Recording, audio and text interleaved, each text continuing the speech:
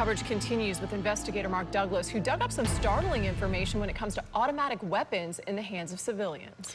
We sure did, and good evening to you, Jen. We still don't know exactly what kind of weapon or weapons that this shooter used, but the ATF told me today there are nearly 12,000 registered fully automatic machine guns just in Nevada, and there are hundreds of thousands in the hands of civilians and police across the nation. Back in July, we attended a gathering of federally registered machine gun enthusiasts who legally collect and shoot them for recreation.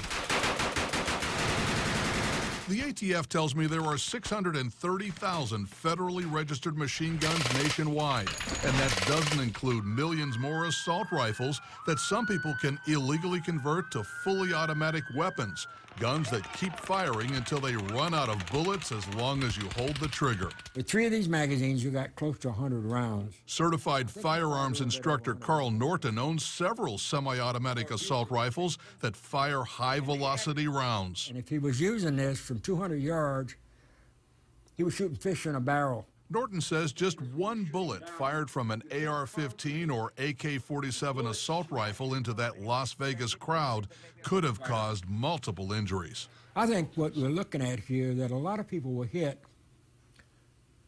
2 and 3 people hit with one shot from what we saw, hitting the concrete, bouncing up, blah, blah, blah, blah, blah. Norton tells me what happened last night in Las Vegas didn't require any skill, no matter what kind of gun the shooter used. He wasn't a marksman. He was just a murderer, a butcher. An ATF spokesman tells me agents, in his words, are urgently tracing firearms recovered from that scene in Las Vegas. They are not disclosing what kind of weapons or how many they've recovered, Jen. You know, I'm curious, how hard is it to get a legal, fully automatic weapon? You get a license for that. You sure do. You can only buy a used one from someone else that was registered prior to 1986, and I'm told by gun dealers it takes almost a year, possibly more than a year, to get that actual background check from the FBI. So it's not easy, and it's certainly not cheap. And at this point, it's just way too premature in the investigation to know if this guy had it legally, had converted something illegally. We just don't know. We have no idea. All right. Thank you very much, Mark.